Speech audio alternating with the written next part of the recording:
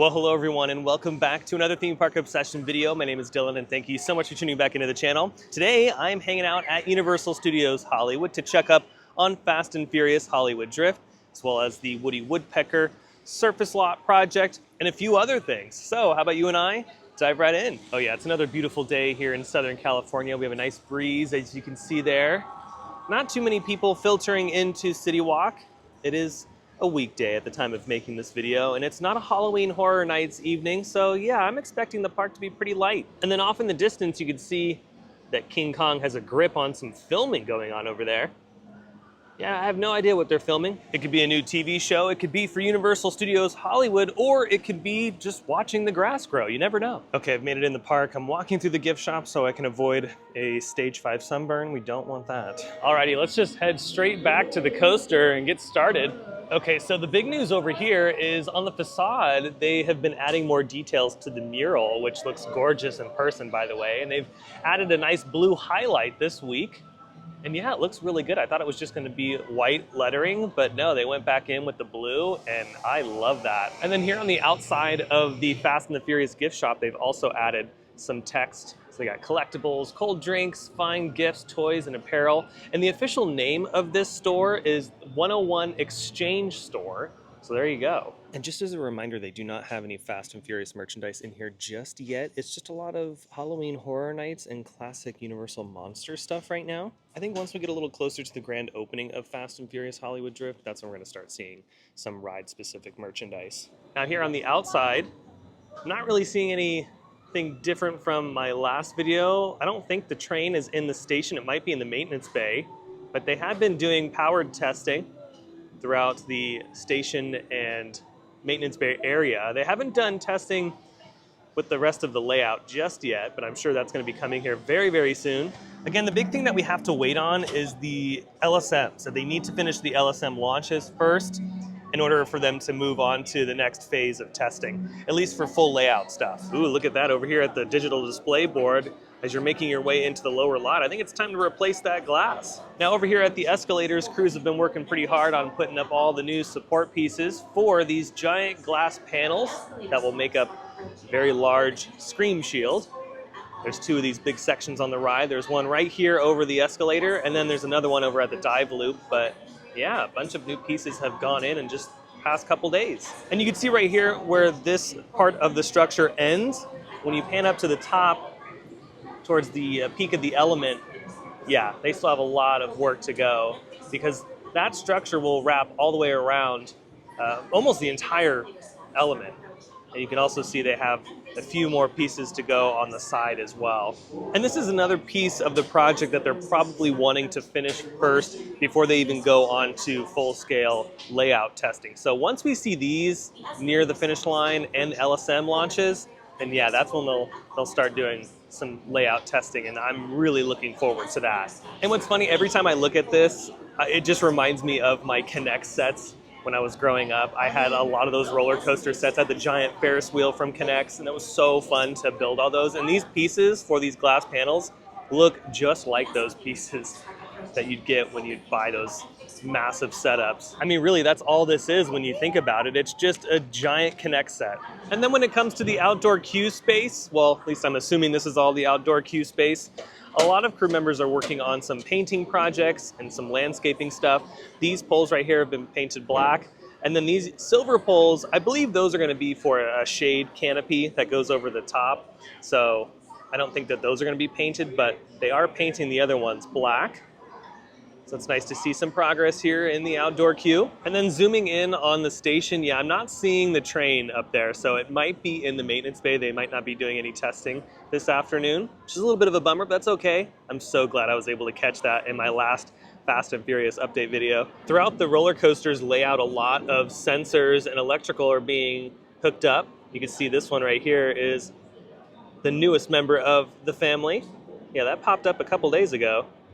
And there are some more sensors going in right before the escalator element as well. And we're going to see a bunch of these pop up throughout the layout, because what these sensors do are essentially tell the computer up in the ride's brain where the coaster is, like where the train is in the layout. So that will tell the other systems when it's okay to dispatch and when it's okay to send a coaster through in a launch, if it has to recover a launch, and all that kind of fun stuff. There's so many sensors that go into all these roller coasters. And I also want to reiterate, because of some recent news, that roller coasters are very safe. When an accident does happen, it's really unfortunate, and my heart always goes out to those that are affected by these very rare accidents. But that's the key right there. They're very, very rare. And those accidents shouldn't deter you from riding some of your favorite roller coasters. And for those visiting a park for the very first time, those rare accidents shouldn't deter you from riding them at all. If you're a bit worried because of recent events, or just in the future if you're ever worried, always remember this. Statistically, you are more likely to get into an accident on the way to a theme park than you are at the park. And that number drops even lower when you're talking about roller coasters. These things are extremely controlled, and they're designed by some of the most talented engineers on the planet. And to be completely honest, most accidents that happen on roller coasters are usually human misjudgment or human error. It's very rarely the cause of the ride itself. But let's go ahead and move on. Look at that, they have opened up the maintenance bay. Maybe they're gonna take the train out. Will I capture it making its way to the load and unload? Ooh, I might get lucky.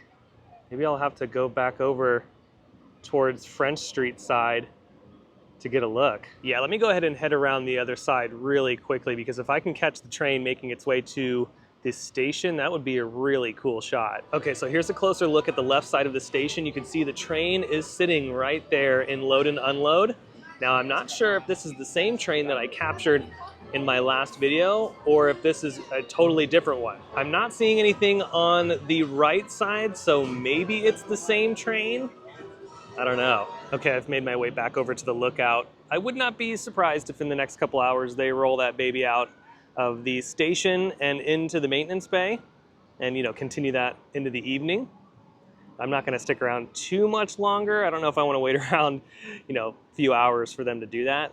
But hey, they could do it in the next few minutes, and if they do, I'll be able to capture it from this angle. Now, one thing I am noticing is that the maintenance lights along the brake run are illuminated, so that's pretty cool. Yeah, the electrical testing continues as well. It's not just the movement of the coaster train. I mean, they gotta test all the other stuff. I wanted to give you a close-up of some of the sensors I was talking about earlier. They have a few of them installed right over here next to some of the drive tires at the block brake section mid-course. So those green boxes, yeah, inside those green boxes contain a little bit of brain power to tell the main system where the train is located and a few other things. And then on the far end of the project, closest to the dive loop, you can see crews are continuing work on the sound wall. I also got another vantage point of it from the escalator side of things. So yeah, they're moving along pretty nicely there. They still have a long way to go because they have to make their way all the way up to the other side of the project. And then it looks like there are some crew members working on the block section area, which is nice. Other than that, I'm not really seeing anybody else. Well, there's some people over there walking up to part of the queue. Yeah, I'm really curious to see how this part of the outdoor queue is going to look too, because I think that's where we're going to walk. We're going to walk out on this bridge right here. And that would be kind of cool if they have some big glass panels. That way we can see out into the valley. Have a nice, beautiful view of that and the coaster flying by.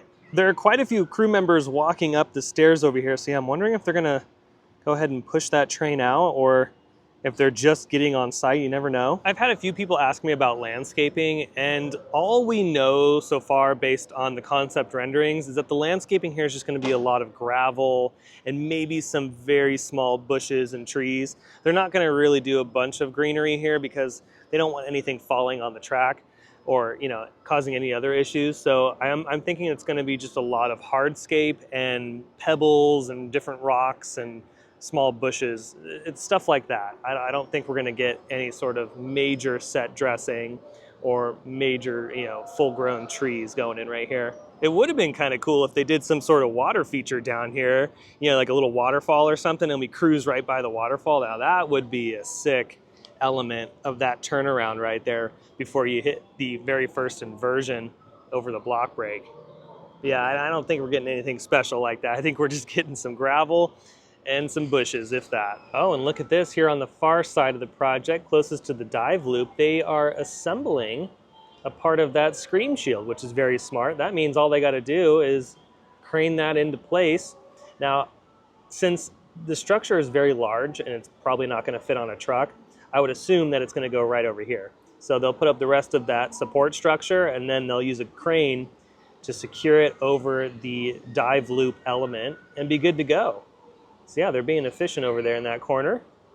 And as far as that, I believe those are all the major updates for Fast and Furious Hollywood Drift this week. I'm not noticing any other changes or significant milestones today, so I'll come back in the next couple days. But we're going to continue the video. I'm going to head over to the Universal Studios store to check up on some merchandise, and then we'll finish off with City Walk. Oh, look at Stacy over here hanging out with all of her friends. Yeah, she's been having a great time at Halloween Horror Nights. You know what, Stacy? You're doing a bang-up job this year. Now, Tammy, on the other hand, I'm a little disappointed in her. You know, I'm really disappointed in you, Tammy. You tried to poison all of us with your little concoction here. Yeah, it's always Tammy. It's always Tammy every single year. She's always causing trouble. But anyways, moving on, look at this. We have some new plush appearing in the Animation Studios store, the Hamikuma bear, the very popular bear from Japan. And there's also a pin set and button set available for $20. That's not a bad price for the 4 of these. Now, for those who are not familiar with this cute little teddy bear, he's an original character at Japan's version of Halloween Horror Nights. And yeah, he's pretty awesome. I think this was a smart move to bring this character over here to the States because I think the merchandise is actually really good. Now, across the way at the Universal Studios store, they have had a lot of the Wicked stuff available, but I would keep an eye on a lot of this stuff very soon because the new movie comes out in November, and I would think that they would have a bunch of new merchandise to coincide with that release. When it comes to the rest of the Halloween Horror Nights merchandise, I believe I've covered all of it. I don't think I've missed anything. They have some Five Nights at Freddy's Spirit jerseys. Yeah, I feel like this is the rest of the drop. I don't think we're getting anything else. I'm actually kind of surprised we don't have a lot of candles. We only have like maybe 1 or 2 candles this year.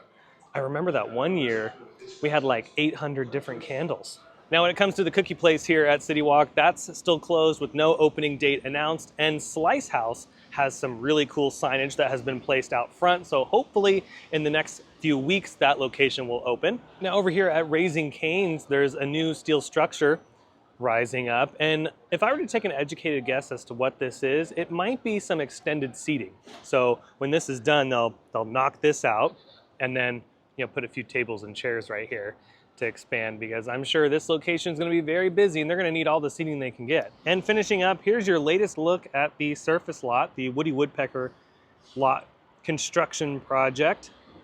You can see that it's looking like an escalator or massive staircase is going in right here next to the Jurassic parking structure. You can see a lot of foundation work has been happening the past couple days. I cannot wait for the final concept rendering to be released because I'm just so curious as to what this is all supposed to look like upon completion. Like, I was not expecting the stairs to show up, but lo and behold, there they are. There's the beginning stages of it. So I'll keep an eye on it for the next few weeks, because I'm sure at this rate, it'll be done in a few weeks. They're moving so fast on this. Universal is going to be at the LA Comic-Con in the next few days at the time of making this video. And they're going to be hosting a little presentation talking about Halloween Horror Nights, Fan Fest, and I believe something else. So they could possibly be talking about the future of Universal Studios Hollywood as well. You never know. And maybe some of their other theme parks. We might learn some more information about this surface lot project. But I think that's going to do it for today's video from Universal. I hope you enjoyed it. If you did, you can let me know by smashing the thumbs up button. And if you're new to the channel and you love these updates and more, well, you should consider subscribing, because I have brand new videos every single week that you won't want to miss out on. And also, down below in the description, you're going to find the links to my second channel and the Instagram account and the X account, so don't forget to check all that stuff out. But until the next video, I hope you have a beautiful day, morning, evening, whatever it is. I'll see you next time in the parks. Bye.